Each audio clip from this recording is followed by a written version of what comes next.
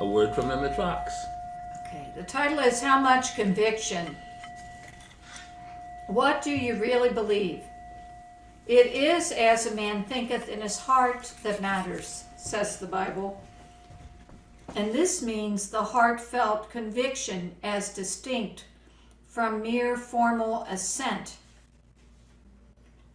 If you want to know what you really believe, simply watch what you do.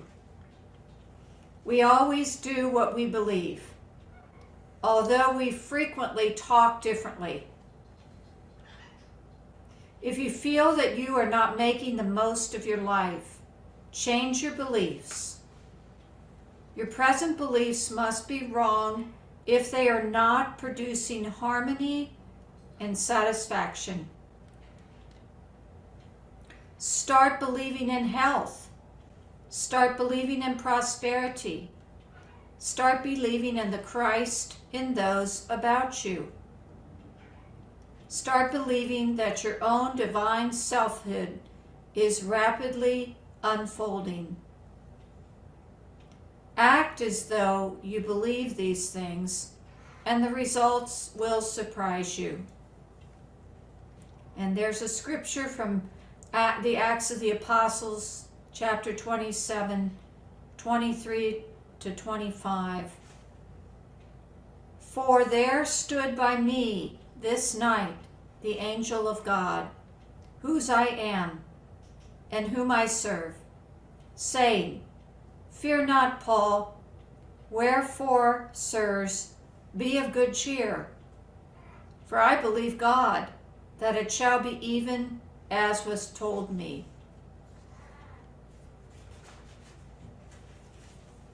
Thank you. So today we're lucky enough to have Lea doing the talk. Lea, what was the topic of your talk? What'd you say? Enjoy the negative feelings? I think that's what it was. Something akin to that. Both of us are trying to figure it out. Let me look on my, email, because I did have it right there where I could see it. And, of course now, is it going to be? And I even said it out loud and what have you, and me and Brian still. And everything, of course, now. Well, we know it's not enjoy your suffering, because I knew that was wrong.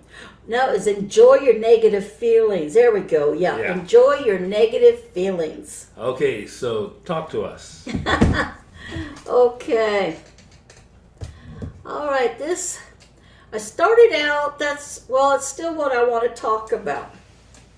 But when I woke up this morning, something told me this is how you're going to get it started. Being grateful. Being grateful for, this whole weekend. Every day, really. But Thanksgiving, I am really grateful. Brian and Phyllis, we had lunch, late lunch, here at the church. And it was really nice. I'm grateful for it. We had plenty of food. Not as crowded as I'm used to, but we still had some good conversations. Plenty of pumpkin pie. I mean, when you have 3 pies of pumpkin being brought in, which of course I would not argue because I love pumpkin pie. But we had, the turkey. We had homemade mashed potatoes and sweet potatoes. I mean, everything was great. And afterwards, I made a plate for, she's my mom's friend. Her name's Shirley, 90 years old, lives alone, but she could still get around. Not as easy. She does use a cane, but she does still, like if she has a doctor's appointment, I think she still drives herself there. Not sure. But it made me more grateful for the day when I brought her all the goodies, because I made more than just a plate of turkey and the mashed potatoes, what have you. One of the guys, first time here, was a friend of Phyllis's and Brian's. He brought UDF donuts. Now, I love UDF donuts, but these were the ones with the extra icing. So I took one of them for her for breakfast the next day, what have you. But the point is, I felt even happier serving her Thanksgiving dinner. And I'm grateful I was able to do that, and I could tell the way she acted and gobbled up the pumpkin pie first. I could tell she really enjoyed having that. So to me, this whole time, it's been really a wonderful time. And this here received from Brian, and I don't remember when. Oh, the Dear Abby, yes. Yeah, and I was hoping maybe you could read that. Sure. This was actually published many years ago, and then, as I recall, last summer or last Thanksgiving, Abby's daughter published it again, and you held on to it. So, this to me is a wonderful reflection, both of gratitude and awareness. O Heavenly Father, we thank Thee for food and remember the hungry. We thank Thee for health and remember the sick. We thank Thee for friends and remember the friendless. We thank Thee for freedom and remember the enslaved. May these remembrances stir us to service, that Thy gifts to us may be used for others. Amen. Yeah, I had forgotten where I put it, and all of a sudden, it just popped out. Just happened to see that, pulled it, and it's like, oh. So something was telling me I needed to talk about gratitude. And I think the reason why is because we're meant to embrace all of our emotions, every single one. Even the pain, the hurt. I listened to Kyle Cease, and he talks to people, they call it, they get on Zoom, and he just knows intuitively who to talk to. And when they say, I hurt because of this, or the pain of that, and he has them put what he calls the hot seat. And they talk to him. And he asks him, okay, so what I'm hearing from you is, and they would say, well, I'm scared of whatever, or I heard about this. And he goes, oh, okay. He goes, accept it. You feel that way. It's okay. It's a part of you. Now breathe it in. Allow it to be a part of you. Because, in my own words and his, whatever, because every time we have a negative feeling, we are taught to squish it. Don't talk about it. Put it away. Don't come down the stairs unless you're going to be the whole time. So every time we have an emotion come up, is push it down, push it down. And we wonder why at certain times we're having these feelings that come up, or we get more and more resentment build up. And we don't understand why. So he's explaining, see it. So something frustrated you. So somebody said something that hurt you. That's okay. You're allowed to feel that. Just breathe it in. Accept the fact that, don't really care for that feeling.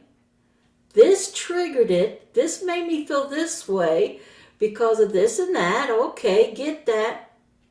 Oh, okay. Well, the situation's done. It's gone. But you acknowledge it. And once you acknowledge something, it no longer needs to hang around. It got up. It got out. It got released. So enjoy that fact. True, we don't quite enjoy it until it's done with, but enjoy the fact that we are releasing emotions that are no longer needed in our body. So release it and let it go. Don't be hanging on, but I still, don't hang on to it. You've already accepted it. You already acknowledged it. Let it go. And just feel, when you breathe in again, feel how much freer you are. And that to me is part of what brings in our gratitude of certain things. Be grateful, okay, it happened, it's done. Whether you cried about it or not doesn't matter. Sometimes you do, sometimes you don't, but whatever happens, allow it. Allow it. And that's when the gratitude can come in, because you're grateful for what is coming in. Because you've emptied out some negative so the joy can come back in with you. And it's nothing wrong with you. It just is. And I noticed that when I was at Shirley's house. We got to talking, because I just don't drop it off. Here's your food, bye now. No. I stay and talk to her, and it's, as you know, it's mostly me talking. Yes, hello. But she enjoys it because she's not really able to get out as freely as I am. And this way, what I come in with or whatever, sometimes I've learned about my family history, because she's known my mom. They both were like 3 or 4 years old. So I've learned a few family secrets through her about my mom and my ancestors, whatever you want to call them. And something triggered, don't know what, I don't remember, we were just talking about something. But an emotion came up I did not realize I had inside me, buried, because I never thought about it. So it came up, and I was starting to think like, oh, why am I thinking about, I shouldn't be thinking about this. Oh, this is, what's wrong, and this and that. And it took me maybe about 5 minutes to realize, oh, no, you don't, Leah. This came up for a reason. You needed to deal with this. You needed to accept this. You need to let it go. So don't you dare put a lid on it. Don't you dare to say, what's wrong with me? Don't you dare say, why should be it? No. No shoulds, no ifs, none of that. Embrace it, because it is something that did need to be released in me so I could continue on my journey with more peace and happiness. And I think I was more grateful. To me, the last 2-3 days, well, ever since Thursday, so 4 days now, I've been very, very grateful. And each moment, each day is just still the same type of gratitude.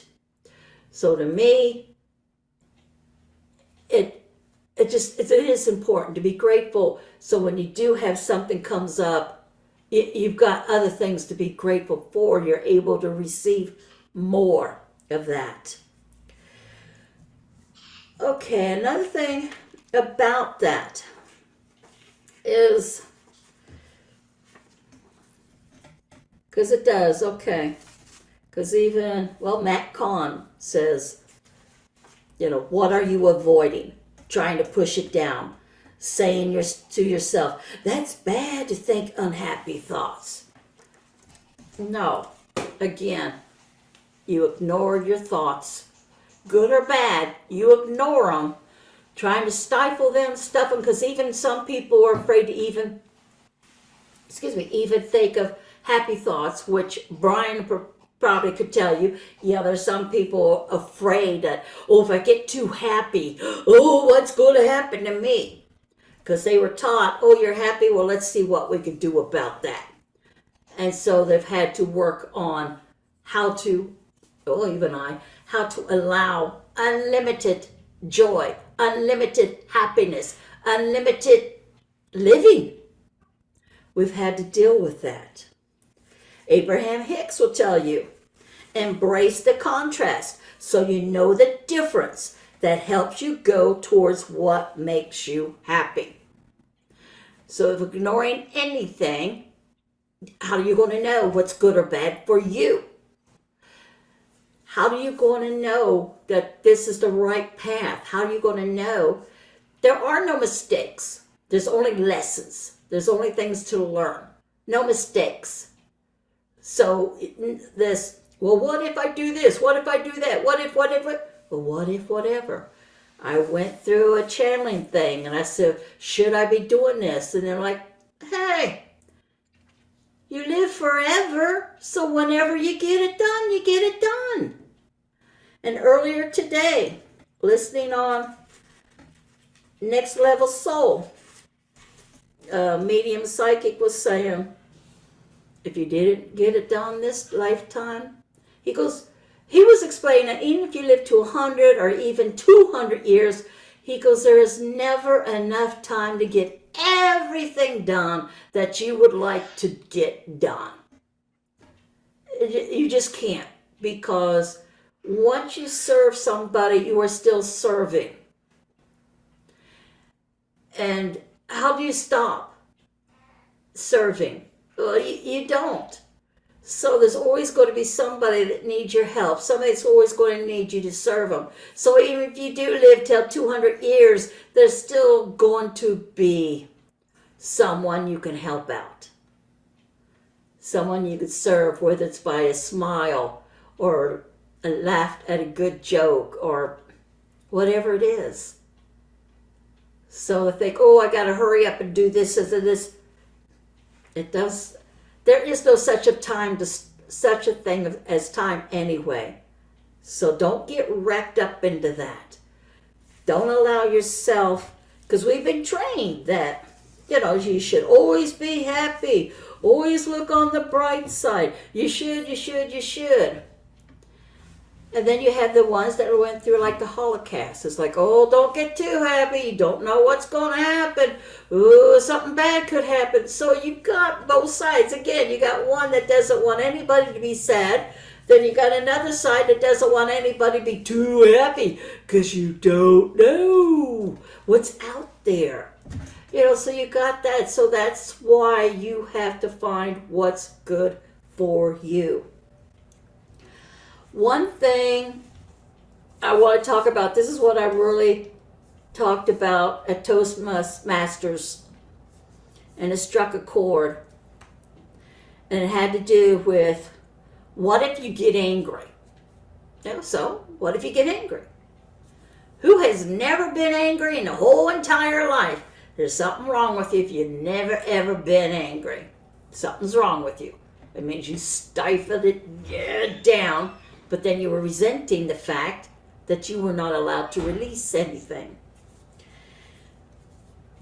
Someone I knew had talked about, he was getting ready to go on a road trip with his family, and he gets stung by a bee right there on the eyeball. Oh yeah, he did some cussing. Okay, hey, excuse me. I think that's a good reason. And everything, he was, ooh. And they, of course, had to go, going on the road trip. The car, the van, whatever it was all packed up. They're ready to go. And the thing is, when you get angry like that, it's okay. Just remember, don't take it out on somebody else that's on the road, or don't take it out on somebody that you just bought gas from or a cheeseburger from, whatever. Don't get mad at that person. They had nothing to do with that bee sting. So he was not getting mad at them, but he was not a happy camper. And this and that. So when anything, didn't have to be the bee sting, thank you God, and everything could be anything. It could be anything. Just deal with it. You might be angry longer than 5 minutes, okay? You're going to, in his case, yeah. But breathe it in. Sometimes we have to take time. So they're on the road, and his wife, and I do suggest, get an ice cream cone. You know what I mean? Get an ice cream cone. So she did have him stop later down the road and get Friendly's ice cream parlor. So they did. He, did that. But he's not as angry as he was at the beginning. Sometimes things happen to us that makes us angry, something triggers or what have you, or we got a bill we were not expecting, or a phone call that somebody said something that triggered something in us. Things didn't go our way. The trick is, okay, you got mad, they upset you, or you have to call the company that says you owe and you thought you paid it off, or you're trying to research whatever. Sometimes you have to set that aside. Go do something, whether it's taking a walk or go do dishes or something to kind of get your mind off of it, to kind of relax. Not stop thinking about it per se, but give you some outlet, some kind of outlet. So that way, when you're ready, sometimes you need to sleep on it. Because it's like, I can't figure it out. Why this and that? And you get, it's like, you know what? Let me sleep on it. And I've noticed when you wake up the next day, all of a sudden, oh, that wasn't as bad as I thought. I'm still here. I could figure this out. I could look, oh yeah, I think I got the paperwork or whatever it is here and there, so I could give them a call. And because when you talk to someone, as long as you're, hey, look, blah, blah, blah, and they're like, oh, no problem, we'll take care of it or whatever. Or they might explain what you misunderstood. But I'm bringing this up because how do you know if you're in that happy place if you never got upset or angry about something? Because things happen. The bee sting, it happened. An extra bill you weren't expecting. You hope that doesn't happen either, but things do.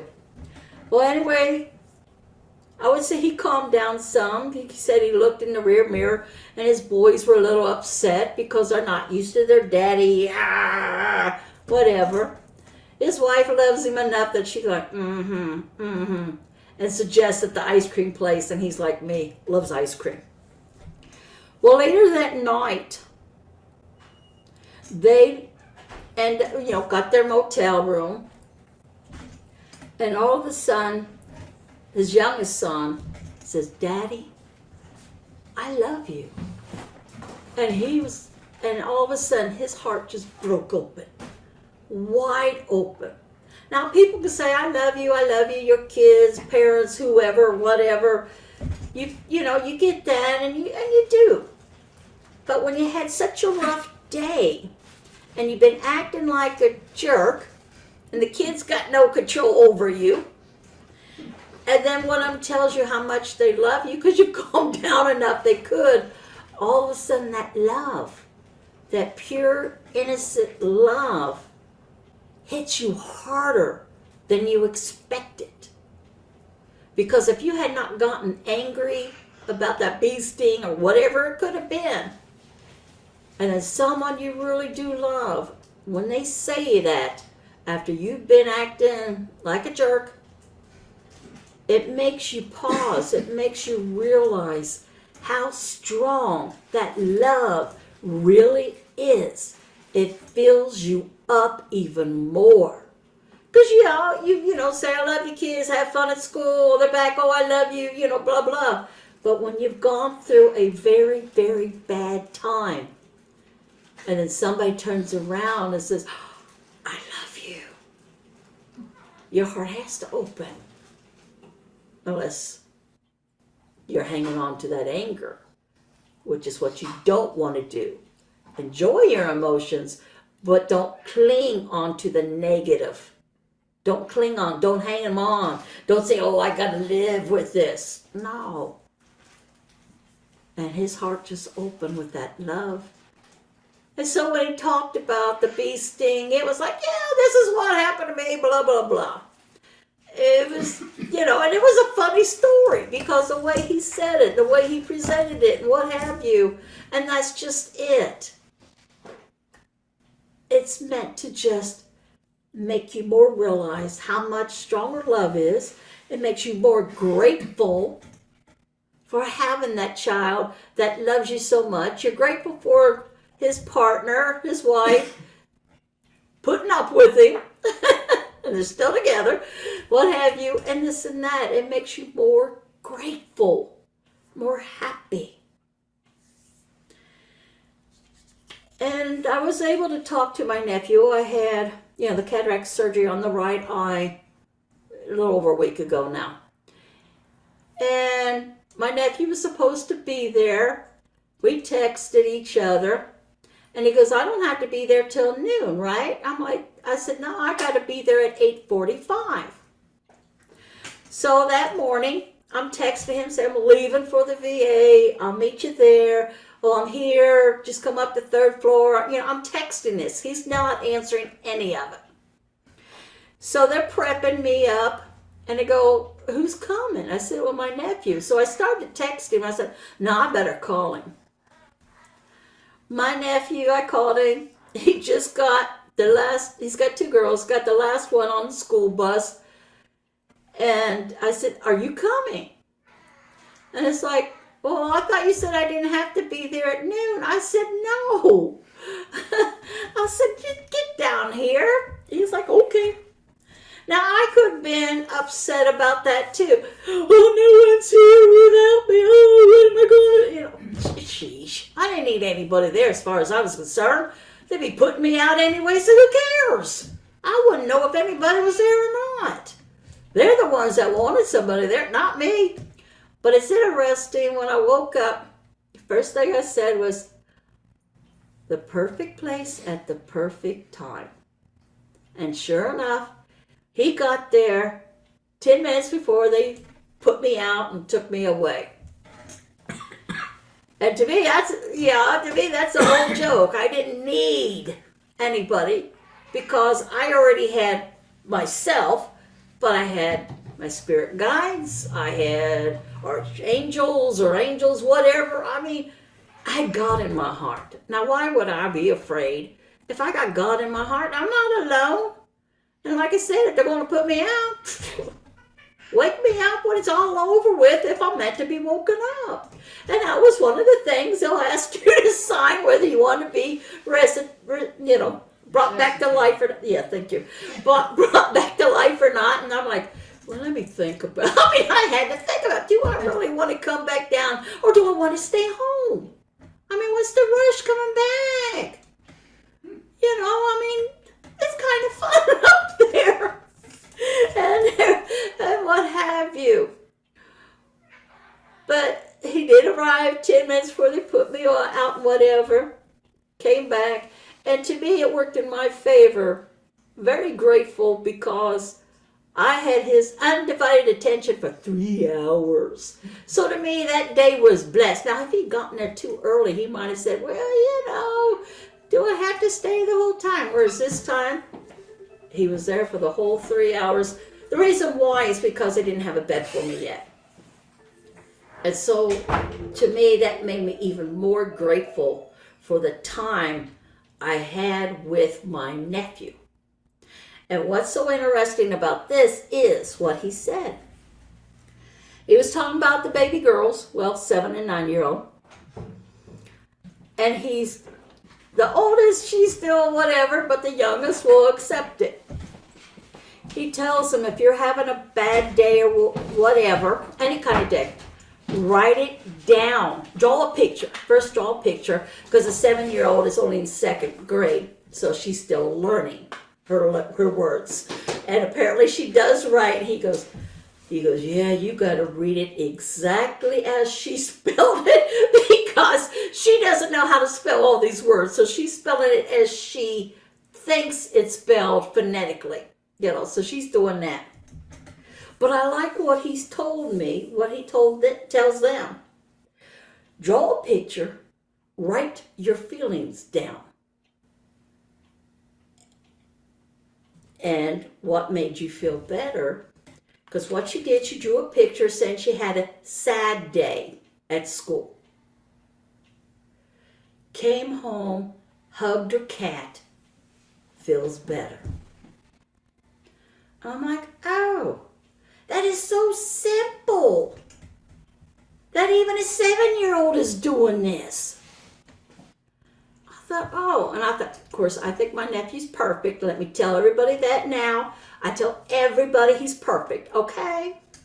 So my nephew, I never even told him and his sister anything like that. And I've done a couple I did guided meditations when they were younger, certain times. But I thought, oh, here's this young man. Well, for me, he's young man teaching his daughters how to, draw a picture until they're able to write better. What made them a good day, bad day, what is it, what, and this and that, and what made them feel better. And I thought, if we did that ourselves as an adult, not necessarily have to draw, trust me, not sure about that, but at least write down our feelings, why we're feeling bad, and what did we do to make it into a better day. And hers was simple. I hugged my cat. And not all of us has cats, of course, but it's like Phil, who got angry about the bee sting. It was his son just turning to him and saying, Daddy, I love you. That made his whole day, so the rest of the trip to him. Because at the beginning, he was like, why me? Why did I? And then when his son said, I love you, he was like, why me? Why did I get a son that loves me so much? What did I do to deserve this?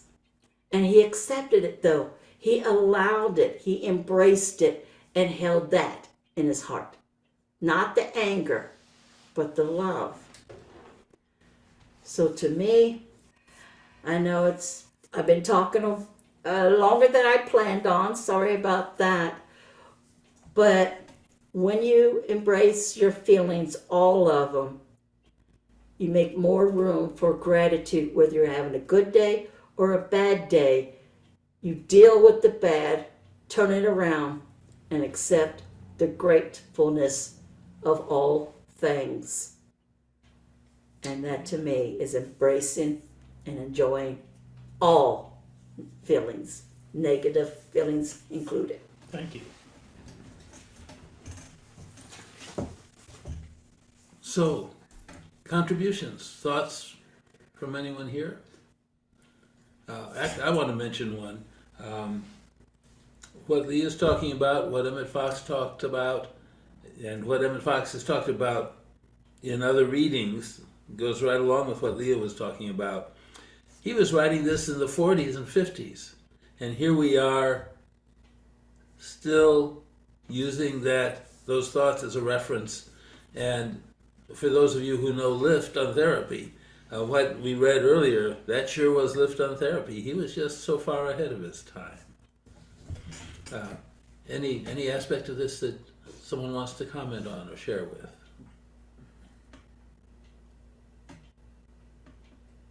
Yes, Ellie.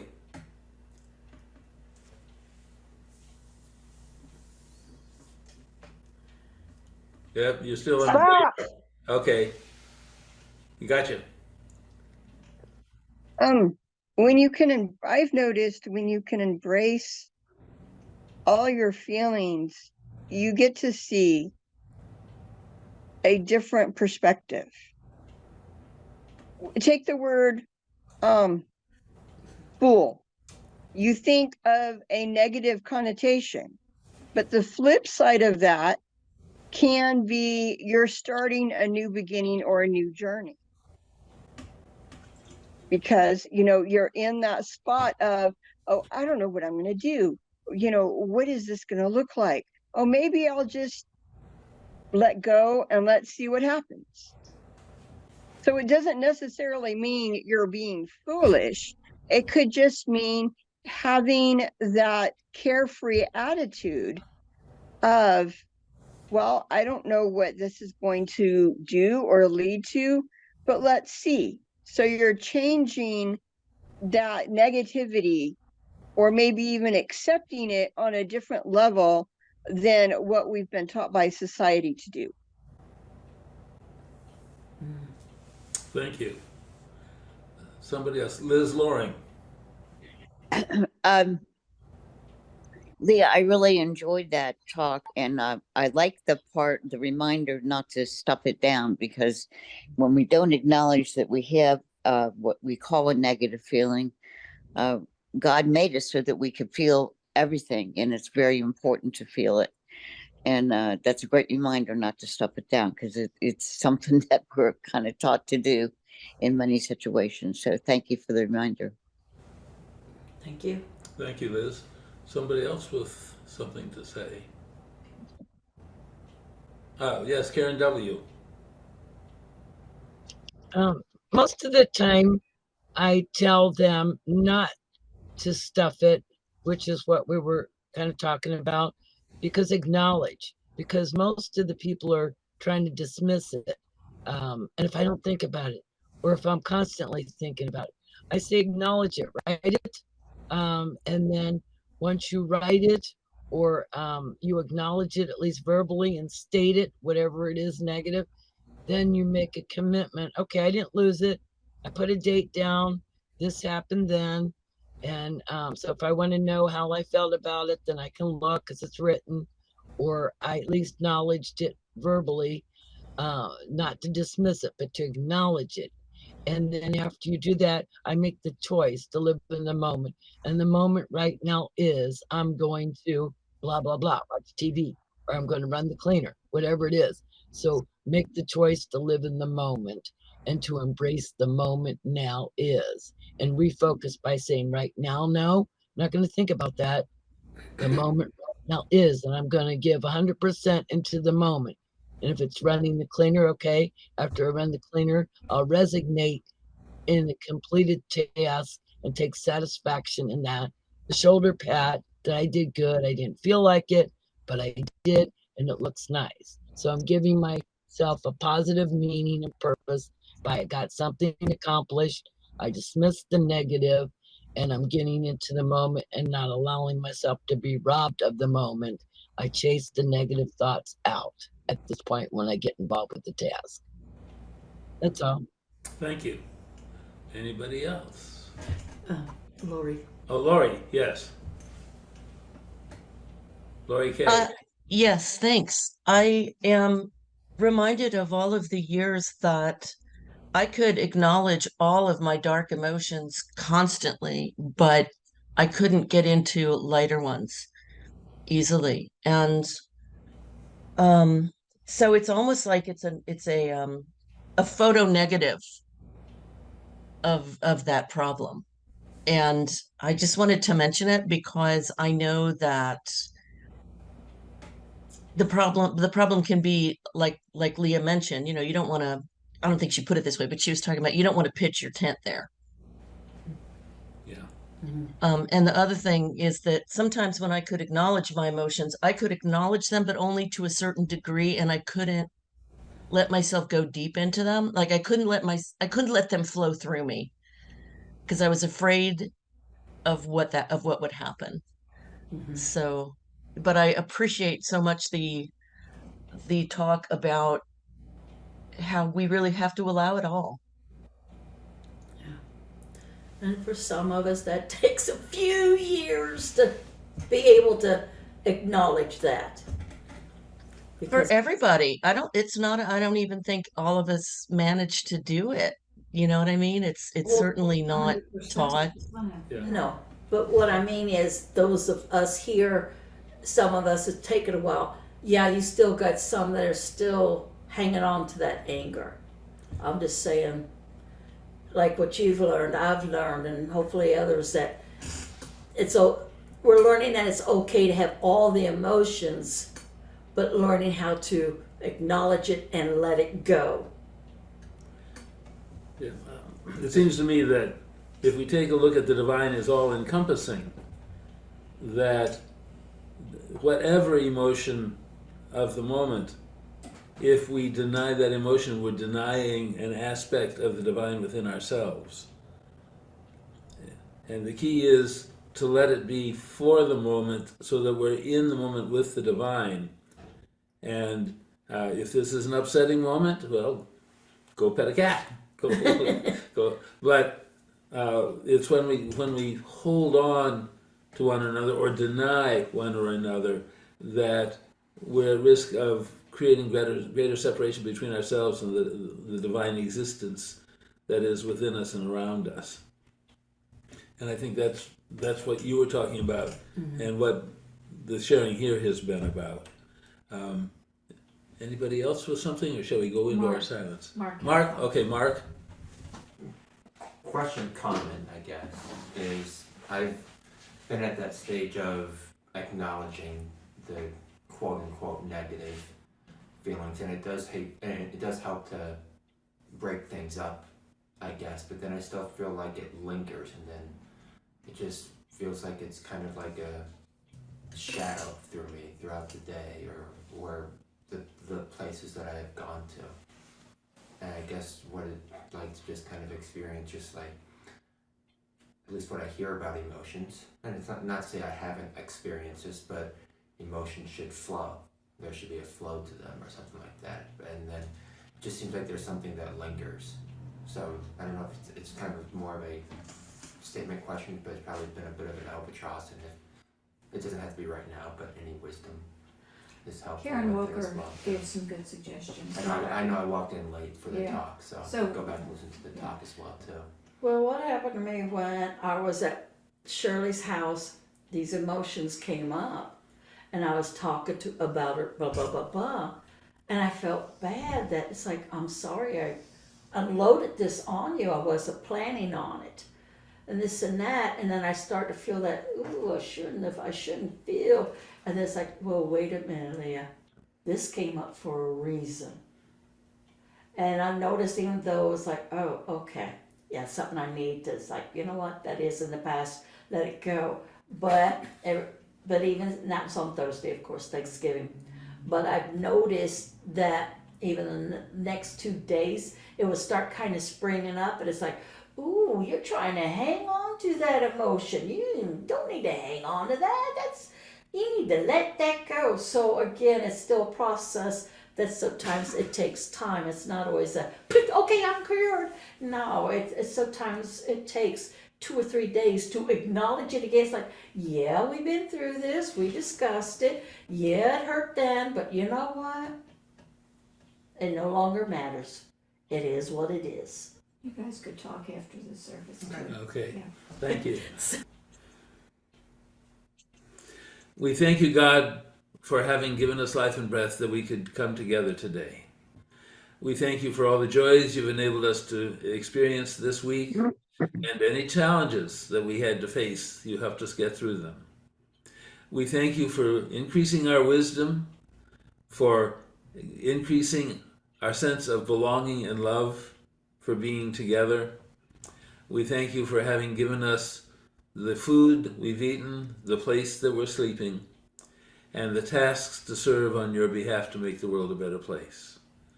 We thank you for guiding our feet in the next week to places where we can benefit others and we can be benefited, to places where our wisdom can grow and we can be reminded that we're all here together. We thank you for all the good you've given us, all the miracles you worked in our lives and enabled us to create in others or witness in others. And we thank you for guiding us back here again next week or as soon as time possible. Amen. Amen.